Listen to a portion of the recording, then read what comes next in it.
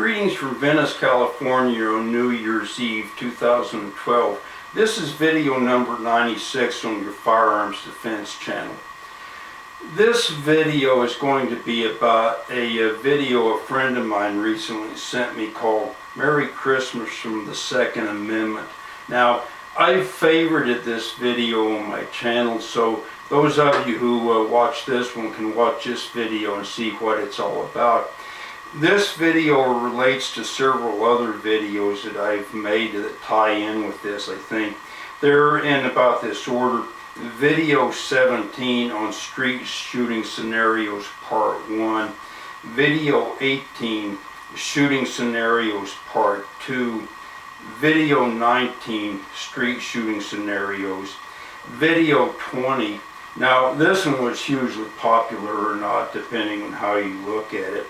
It was home invasion shootings and body disposal scenarios. That got 11,773 views, far and away more than all my other videos on this channel combined.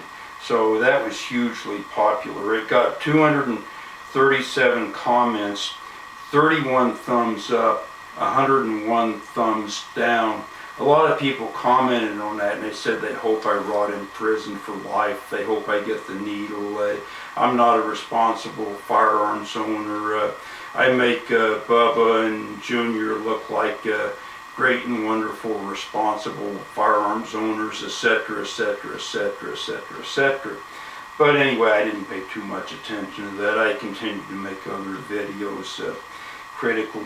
And then I made video 29, don't have your weapon taken away, shoot first. And of course I made other videos that relate to this. I don't recall what they were offhand, but anyway, a brief synopsis of this video. It's a little less than a minute long.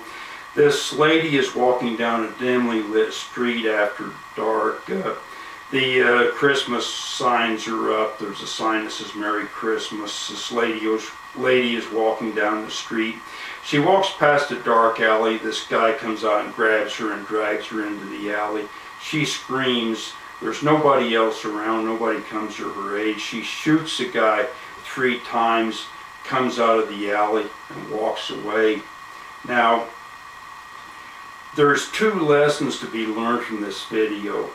Number 1, she screamed and nobody came to her aid. That's pretty much standard. People don't want to get involved.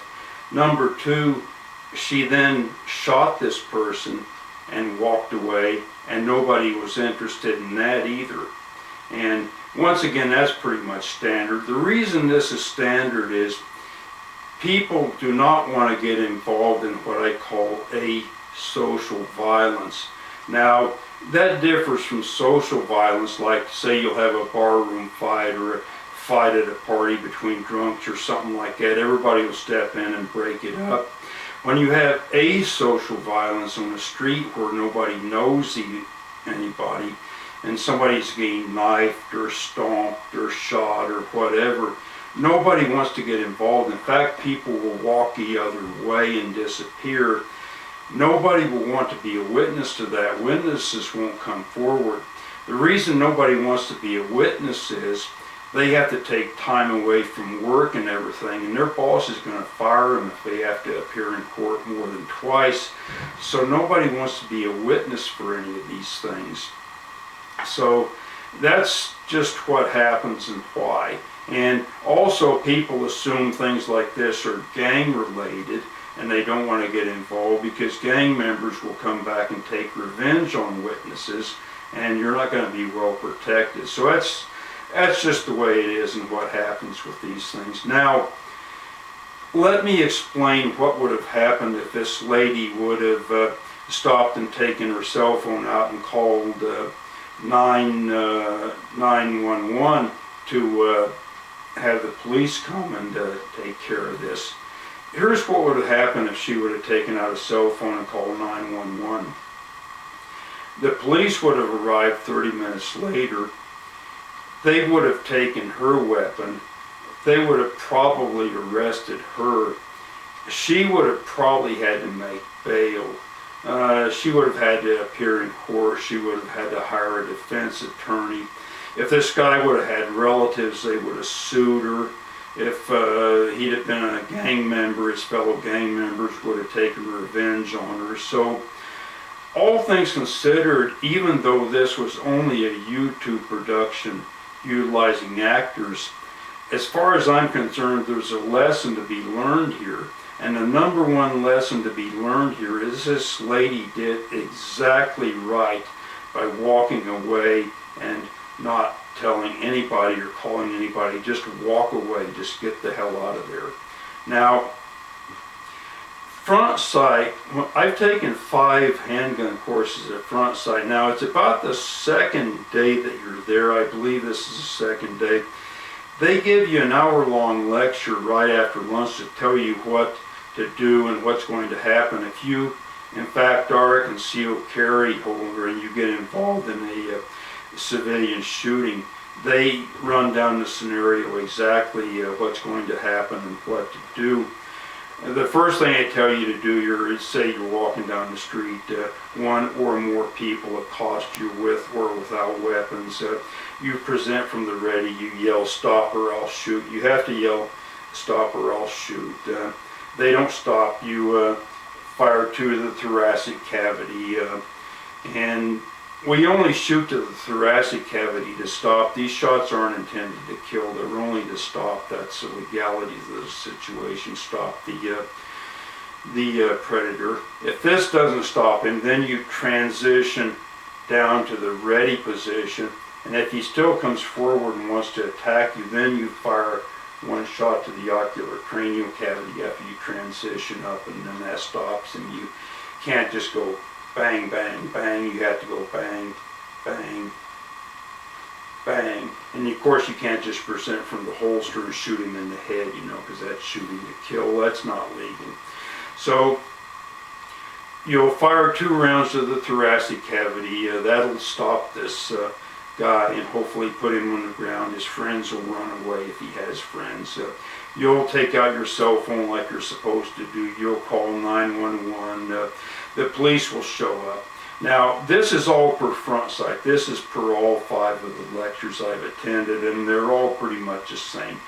Here's what to expect when the police come.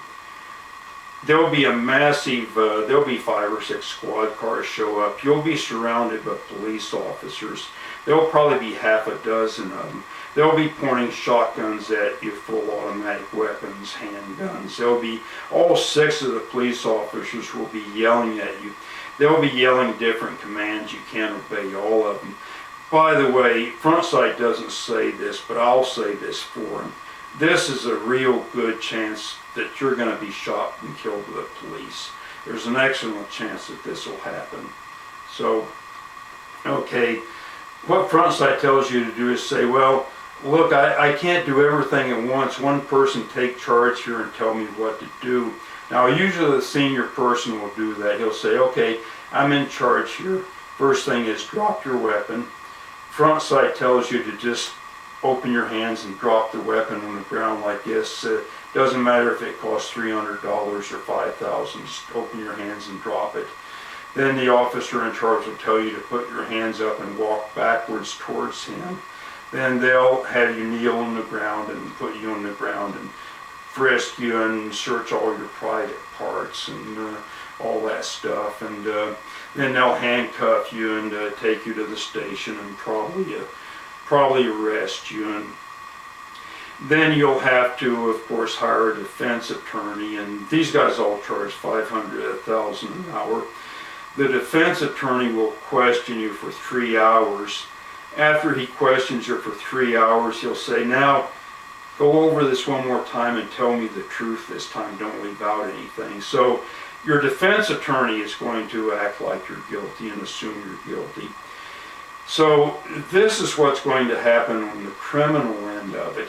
Now, assuming that you get lucky and get out of the criminal end, either the district attorney doesn't file charges or you're charged and found not guilty, or you're found guilty of a reduced charge and get probation or whatever.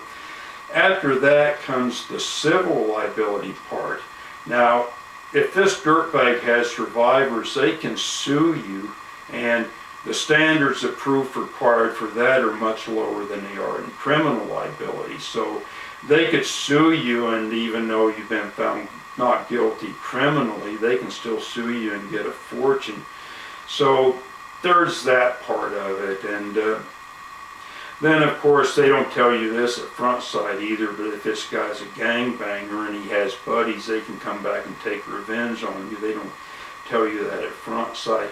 So now, in view of all of these things that are going to happen to you, not to mention, of course, your Frontside tells you you're probably going to go through psychological trauma, you're probably going to have erectile dysfunction, you're probably going to have to take medication, you're probably going to have to get counseling, you're probably going to have to live with the guilt the rest of your life. Well, unless you're somebody like me, and then obviously it's just scratch one dirt bag, you know, good riddance. But these are some of the things you could possibly go through. So then Frontside tells you to write a letter to yourself and send it to yourself by certified mail and put it in your safety deposit box and tell about all these things that you know that the possibilities are if you get involved in a shooting. And then if you ever do, you can present this as evidence in court. So it's quite involved and